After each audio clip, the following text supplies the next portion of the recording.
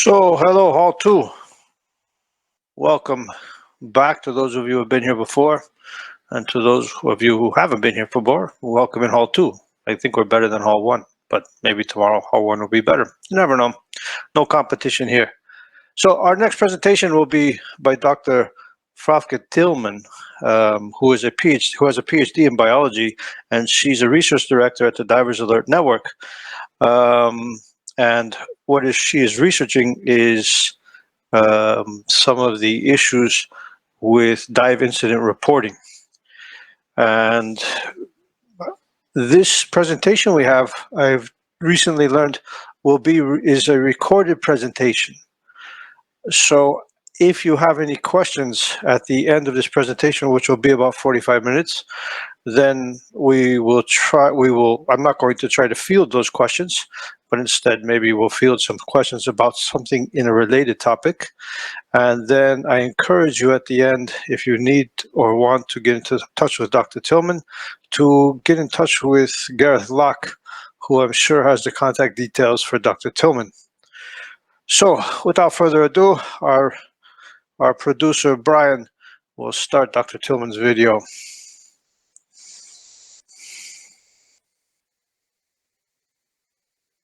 Hey everyone, thank you for making the time to be part of the first ever Human Factors in Diving.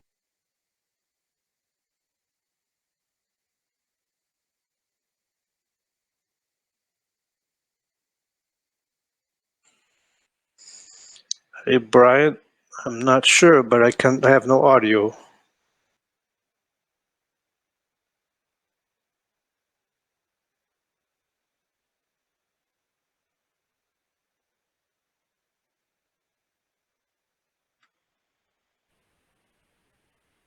Well, gang, let's give this a shot. One more try here.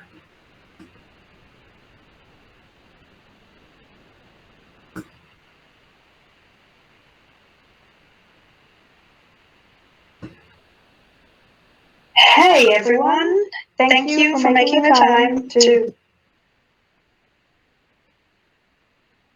Hey everyone, thank you for making the time to be.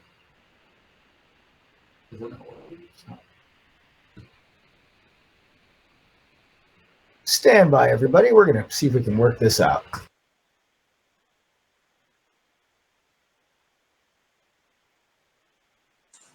So this is where in the movie theaters in the old days, when you had the real movies, the actual tape type movies, and they would play on some kind of cartoon to keep you entertained.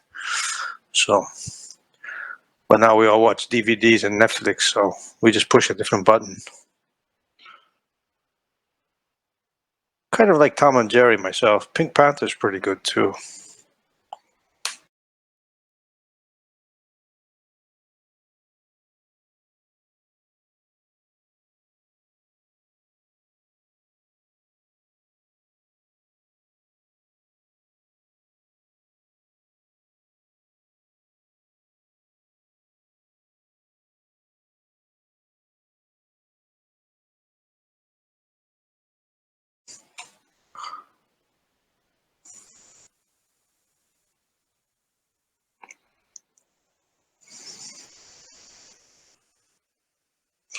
So since Brian is trying, and just to give you a little bit of a briefing here, this is going to be about Dan's incident reporting system.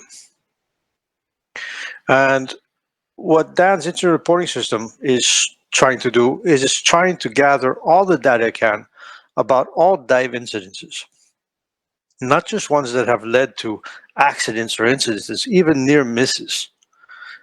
In all of the different training agencies, we have some kind of dive incident reporting, but many people don't do that for fear of punitive or punishment. Myself, I unfortunately cannot be there today to speak in person or live, but I have.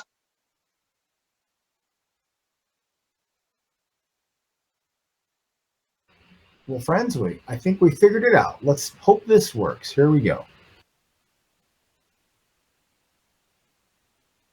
Hey everyone, thank you for making the time to be part of the first ever Human Factors in Diving conference and to make the time to listen to my talk about the DAN incident reporting, a work in progress report from myself. I unfortunately cannot be there today to speak in person or live, but I have pre-recorded this, and whenever you feel you have questions that the presentation didn't cover, feel free to shoot us an email at research@dan.org and we will sort it out. And for those who are wondering what could possibly keep me from being part of the Human Factors in Diving conference live, dive conditions were set to be good this Friday, so I'm most likely going to be here, which is on the Kia channel in Greece, monitoring vital signals on these guys here. One or the other name or face might be familiar, to monitor them while they are diving the wreck of the Britannic, which lies in 120 meters in Greek waters.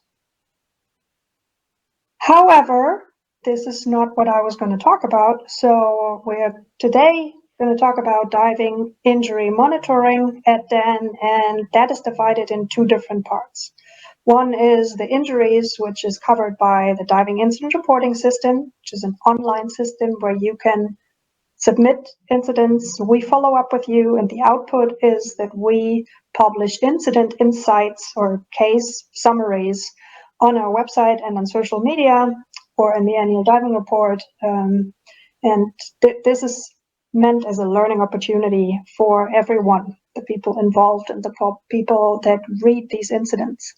And then the other part is the fatality monitoring, where we try to collect as much information as we can about fatal diving injuries. After the initial notification, again, we follow up, we analyze, and the output then is, again, case reports, or a lot of that goes into publications like the annual diving report.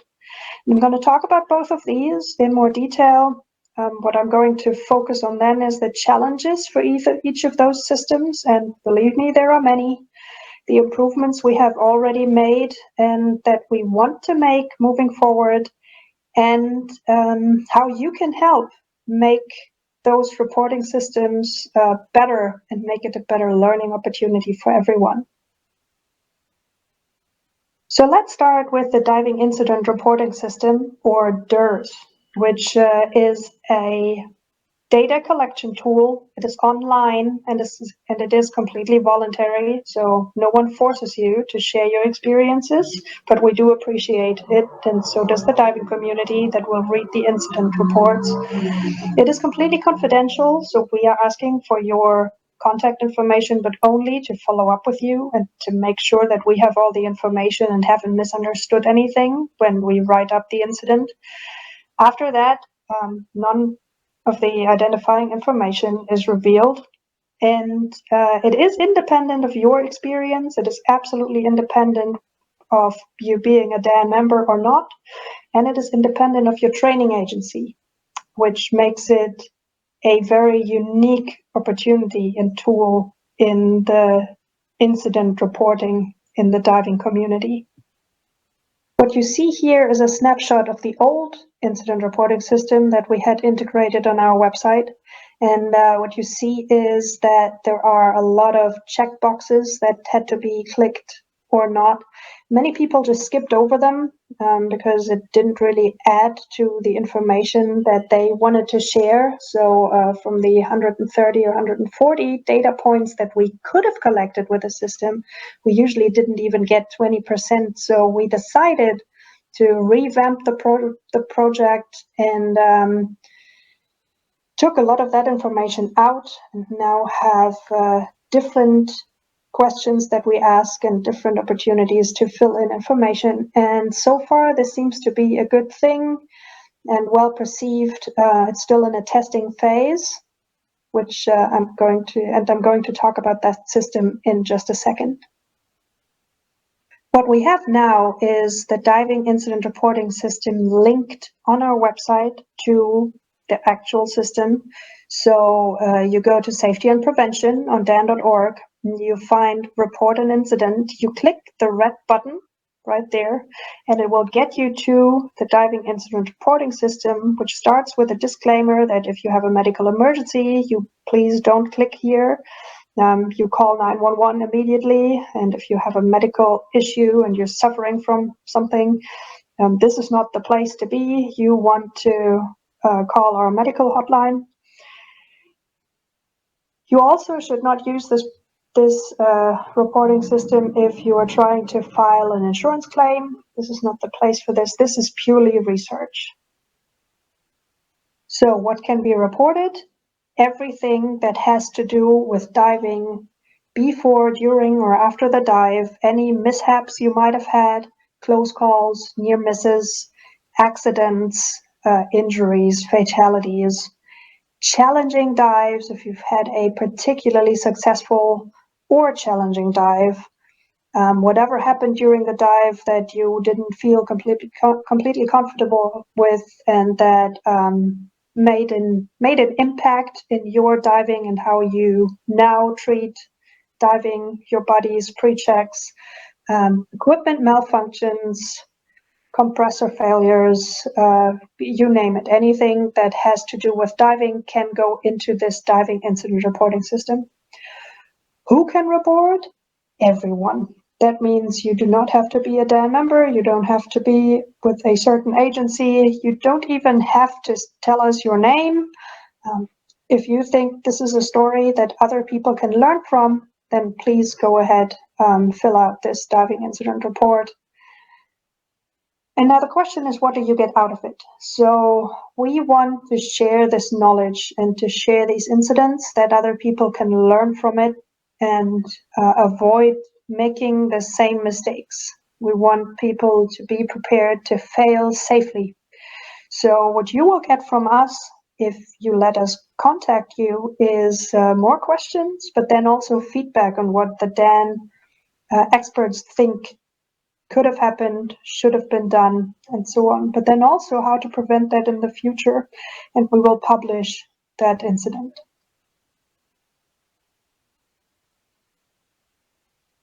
We are asking for your contact information, and that is really only to get in touch with you.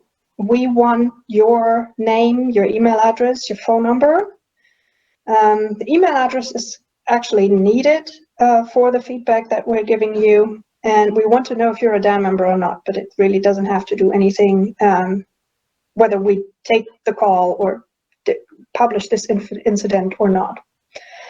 This is only to follow up with you and try to find out more about the story you're telling.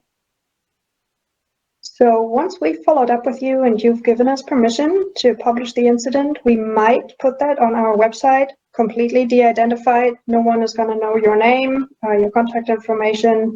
We try to keep it as broad as we possibly can. Not all incidents can be reported or can be put on the website, and obviously there is a lot of repetition between the incidents, but we do publish one incident per week, which we also share on social media, and that will usually give us a lot of really good feedback from other divers, and we hope it will encourage other people to share their incidents as well. This is just a screenshot of a list of incidents that are currently available on our website, and I'm going to talk about a few of those in a minute, which will also highlight a few of the challenges we run into whenever we publish these. So let's jump into incident insight number 1. You won't find those on the slide deck in all detail, but you can find them all on the website if you look into our incident insight. So the first incident I want to talk about is an air starvation at depth, where we were struggling to understand if it was equipment or human failure. So the reported incident is a quora dive, 20 degrees Celsius outside the water, but 12 degrees inside. There was a sudden out of air incident at 26 meters, and apparently the regulator failed to give air to, so it was described as a regulator malfunction. Unable to locate his buddy because the visibility was really low, the diver decided to ascend and chose a very rapid ascent, or just initiated a very rapid ascent with 70 meters per minute, or 230 feet per minute, to the surface. The regulator and BCD inflator worked at the surface, which is something that the person was surprised to see, and was struggling to understand why the regulator or the equipment wouldn't function underwater. The only symptom that the person had was a headache, and that resolved after 5 minutes of oxygen breathing. However, just precautionary, he was evacuated to a hospital, was observed for 24 hours. A CT scan was made, and he received oxygen over the whole duration. It all went okay for him, and we've tried to work with our experts inside Dan and outside to see what the possible issues might have been. We might never completely know, but some ideas we had were obviously that the cylinder valve might not have been open fully, that the regulator or the hose might have failed. So a reason could be degraded or damaged components like the diaphragm of the regulator, or little crystals that deteriorated from the hose, or the regulator might just have frozen underwater, which is possible, although unlikely in 12 degrees Celsius water. The challenge in these type of incidents, when we cannot get the person who reported it on the line, is that we just don't have enough information. And in this case, we did not get enough information from the reported story to make a solid conclusion. Everything is possible. It could have been a misperception of the person, that the regulator wouldn't give him air. We do not know, and we probably never will know. A second case I would like to talk about is, we call it an elderly diver appears confused.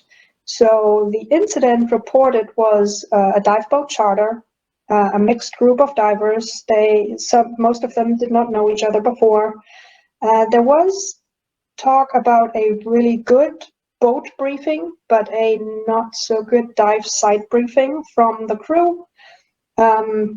Everyone was expecting to go to a depth of about 30 feet or 10 meters, but apparently the dive ended up going to more than 20 meters, or more than 70 feet. And it wasn't really clear who would be diving with who, so buddy pairs were completely unclear.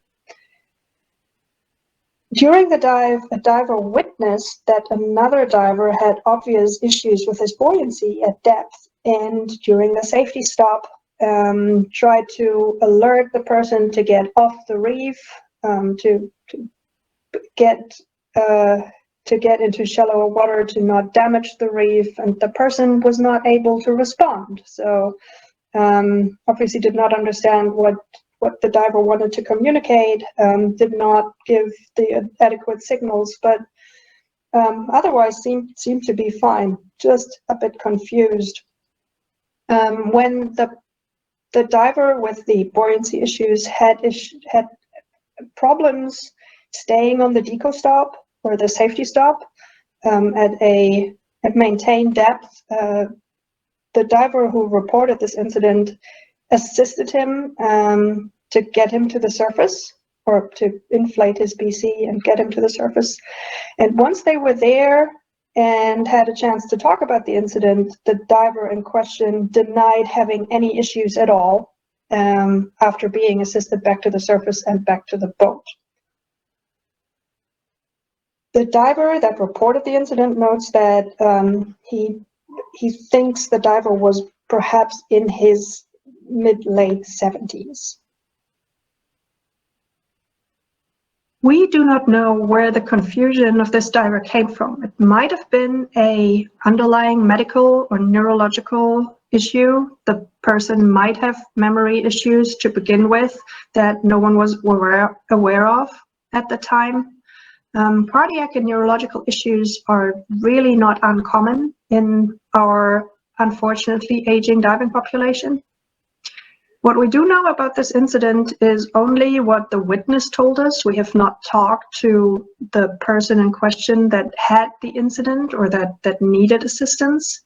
What we do know is that situational awareness of this diver who reported the incident possibly saved the person from greater harm, and that having the rescue skills to assist a confused diver to see that someone is confused and needs help, or helping a unconscious diver to the surface, was certainly helpful in this case.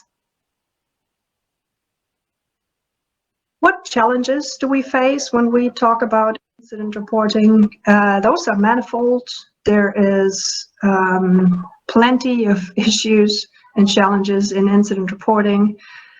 Everyone has their individual reason why they do not want to report an incident, whether it is shame, fear of legal consequences, hesitation to share the critically important information that will actually make it a learning experience. Often we get incident reports from witnesses, and the level of knowledge of a witness or a next of kin might not be as detailed as the person who experienced all this. We don't know about the experience of the witness versus the experience of the person. Firsthand is obviously always the preferred option for these incident reports, and follow-up requires resources. That is another one. We need the staff, we need the people that actually follow up, we need the experts that review the case and make suggestions, make comments, and help us understand what the incident was about and how it could potentially be prevented in the future. With this, we're coming to fatality surveillance, and I want to just stay a quick minute here and talk about why this is important for us. While fatality monitoring is not necessarily something that factors the human factor in, and that doesn't give us a lot of knowledge about what happened in the head of the diver, because obviously that person cannot share it anymore. It gives us the opportunity to understand health risks in diving, and what we try to do is improve our understanding of health and how, for example, cardiac issues affect diving in older age. We try to improve or give suggestions, make suggestions how to improve technology, and if incidents happen more frequently, we see the same things happening over and over again, we might want to reach out to training agencies and influence standards in that area. The data collected is used for, obviously, webinars or symposiums like this one, and for research publications. Every now and then we publish fatality reports. The annual diving report every year is one of the examples that has a lot of cases in it, but also the overall statistics about the fatalities. Total scuba-related deaths between 2015 and 2020, as far as we know, is over 1,000. So over a 6-year period, we have lost 1,000 divers worldwide, and this is only the ones that we are aware of. Available information from a lot of those, we have autopsy reports, which allows for medical interpretation of the diver in question. We are working with physicians that are specializing in diving medicine to review this information, and They comment these final remarks from the physicians, from pathologists, from experts in the field, are used to quantify those health issues. The current data collection tools are limited to news alerts and social media and the DAN emergency hotline. So whenever through any of these channels, we have set up Google Alerts, we've set up alerts from global news outlets. Whenever the keywords diving fatality, dead diver, anything in that area is appears on the web, we will hear about it, and we will try to follow up to get as much information as we can.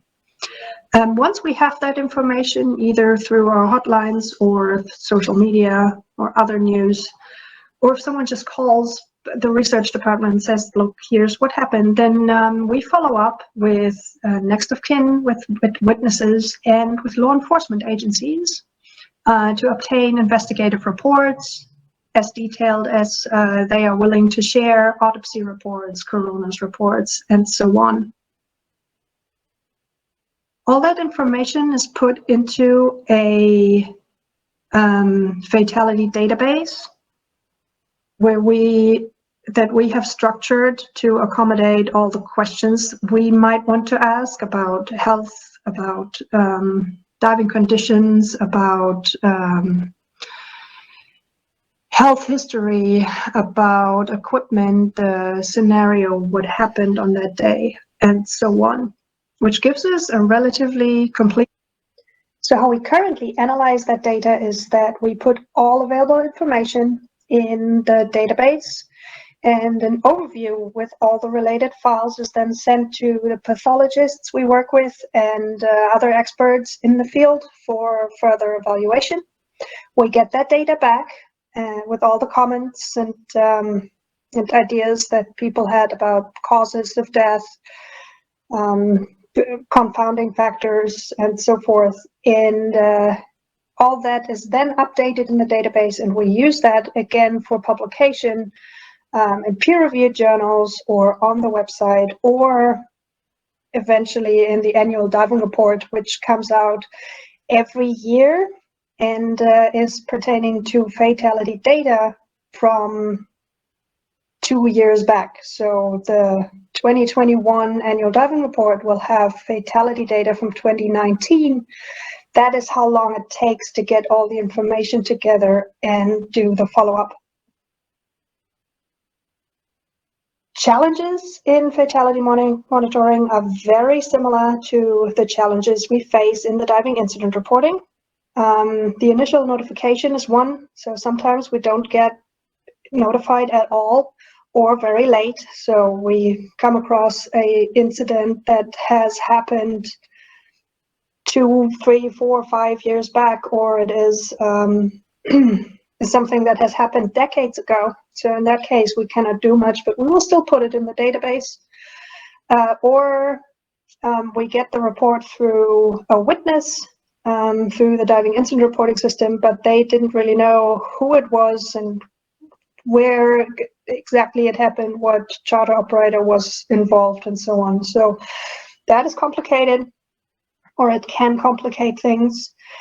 We don't really follow up on global cases, so at the moment we can only follow up on cases that are either involving US and Canada, so incidents that happen on US and Canada soil, or that involve American or Canadian citizens, if that incident happens outside the US. The issue there are not only language issues or language problems that we just cannot follow up with law enforcement agencies in the country. We also face legal implications because every country handles fatalities differently, so we don't always get all the information. And if we did, sometimes there's an embargo on data. For Australia, for example, we can only get data when the case is closed for 5 years. Certification agencies That is a challenge in itself because they do have their own diving incident and fatality reporting. If you are teaching for an agency, you know that you have to file an incident report if you're a pro and something happens to your student. That is mainly to cover you insurance wise and from a legal standpoint. So there is a different goal for each agency, or for the agencies as compared to what we want to learn from the incidents and why we want things to be reported to us. Further challenges we're facing in fatality monitoring is the work with local authorities. Often there is a lack of knowledge about diving, so not every police station, if diving accidents don't happen all the time in that county, they might not know enough about diving to give us the right information that we're asking for or that we would like to have. There is a high turnover in some of those departments. So once you have a good relationship and communication with one detective, that person might get promoted, and we basically retrain a new person for these very rare events, really is what it is. We comply with HIPAA and other legal entities, which means that we cannot collect all information, we cannot share all information. We are bound to some of those other agencies, are bound to other laws and regulations, so there is a bit of a communication issue sometimes. And then if we follow up, another thing that frequently happens is that the next of kin that we're talking with and that will give us information might not be knowledgeable about diving. So husband passes away, wife is not a diver, doesn't know much about diving, and can't give us the information that we are looking for. Sometimes there are no witnesses if a buddy got separated from his dive group. They are witnesses in this fatality, but they can't really say what happened, at what time did it happen, and what were contributing factors to what happened. And then there's always witnesses that don't want to give relevant information. Again, oftentimes, especially in the US, there is a fear of legal issues that you might face. You don't want to get caught in a law case, in a lawsuit somewhere. So we do have all those challenges to face. Even if we do have witnesses that share information, this is obviously, there's always two sides to every story. And that is something you might want to think about as well. If you read our reports and think, there's something missing, why don't we know that? Well, sometimes there's just not the right person to give us the information, or it is something that they choose not to share. Looking at the information that we have or that we want, those are two different pair of shoes. We usually get the demographics right, so we know the age group of the person who passed away, but we're often already pretty bad on the location. So the location where the dive accident happened might not be the same where the person passed away because he was transferred to a hospital. So what information can we get? Do we get coordinates? Do we get the closest port? Sometimes it's not even, it's a person from Florida who died, but he was on a dive in North Carolina. So where exactly do we put that information in the database is one of the issues we have. Then health and death records and autopsy reports are sometimes available, but not always. Sometimes it takes a few months to years to get that information. Sometimes we don't get permission from next of kin to actually collect that kind of data. Detailed witness reports is something we want. We want as much context-rich information as we possibly can get from teammates, from boat crews, from bystanders.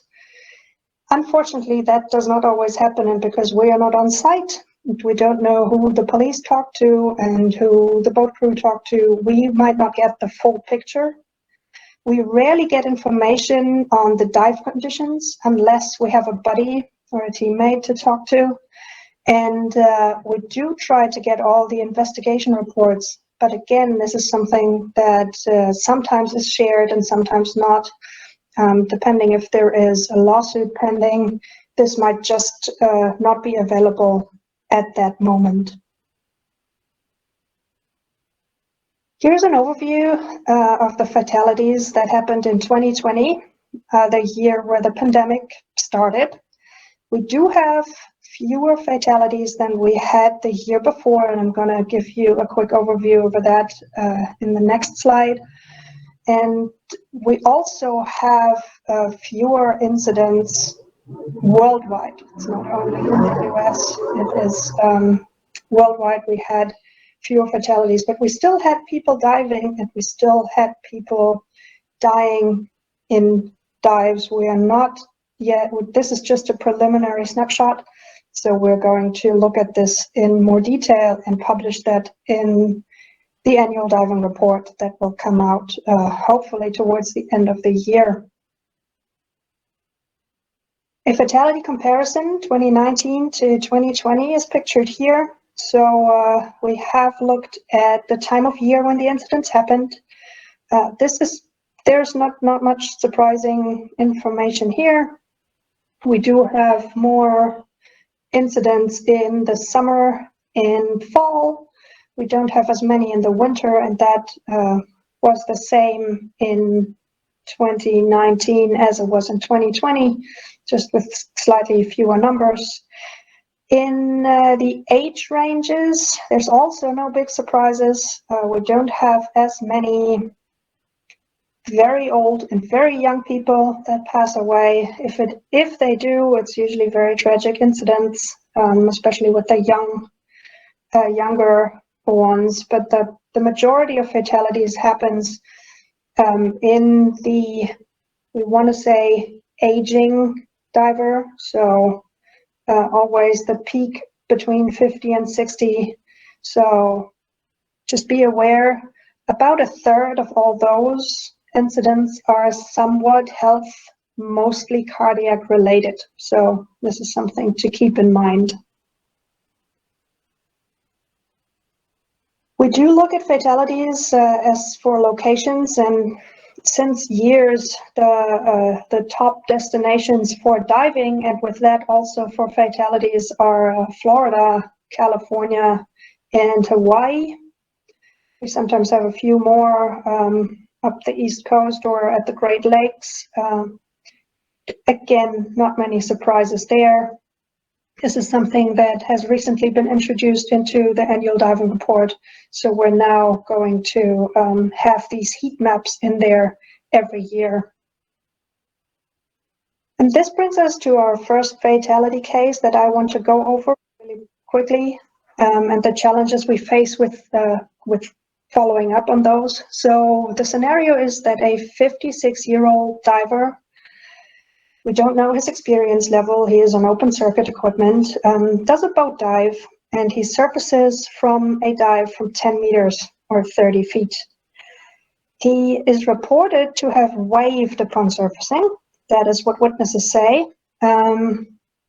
But then went back underwater, and the witnesses presumed he was just checking on another diver when he went down, so he didn't seem in distress from what the witnesses were seeing.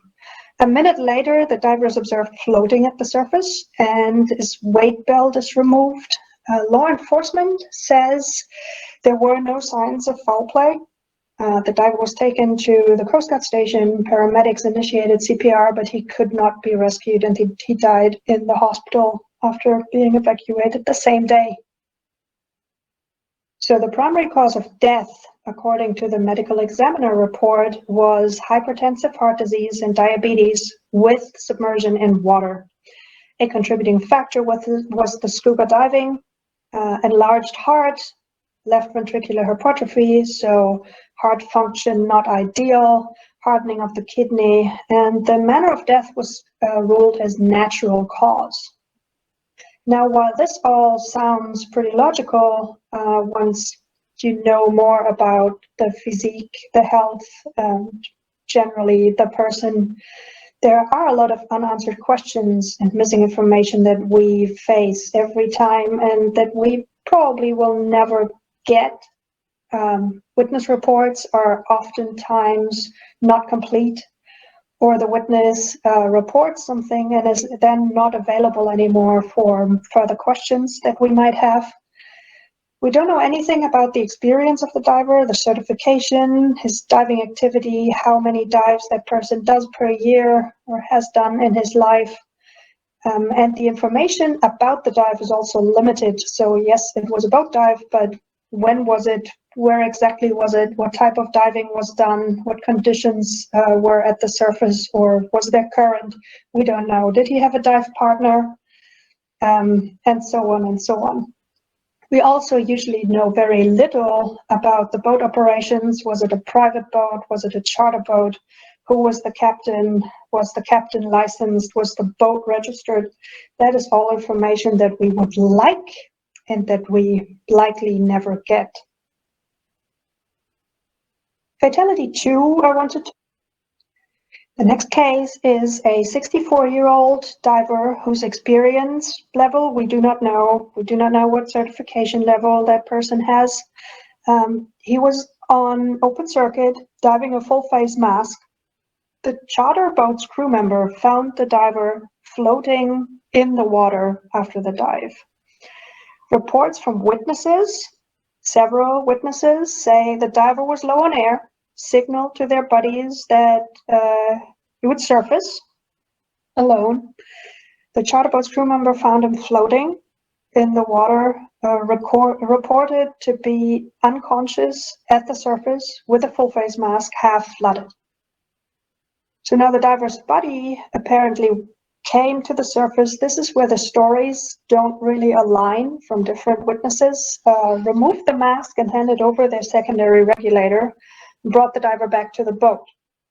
Now, one witness says the diver had to be towed. Another witness says that the diver was already unconscious. We tend to believe that at this point, the person was still conscious.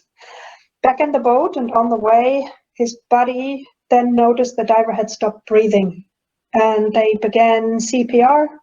Unfortunately, the diver had to be pronounced dead at the hospital the same day. So the equipment analysis showed that all equipment that the diver was using was in working order, and the cylinder, when analyzed, was completely empty. We got back the medical examiner report, and the cause of death was ruled accidental drowning with fluid in both wings of the lung and an edema and hyperinflation of the lung. And what also came only out of the medical examiner report that we did not get from the witnesses was that the diver sustained a cerebral edema, that he had a severely enlarged heart, which he certainly was aware of, and was morbidly obese with a BMI of over 45. However, there is again a lot of missing information. So what we would like to know to understand more about this and not only have the medical information which speaks for itself is the experience level of the diver, previous diving activity, the certification level, and was the person familiar with the equipment he was using?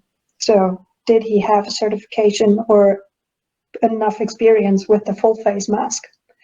We also, again, don't know much about the dive and weather conditions, the boat operation, and so forth. So now what we're trying to do is learning from the incidents we have, from the lack of information in the incidents we have, and how we can improve on these. So the improvements we have made very recently in fatality as well as injury monitoring is that we are trying to build a better relationship with local law enforcement, especially in the areas where a lot of incidents happen. We now request online records. Most agencies allow that. and it is easier for us. There is a quicker follow-up now with witnesses and related persons, and this has helped considerably because we used to just collect information and then over the course of months try to get information from next of kin.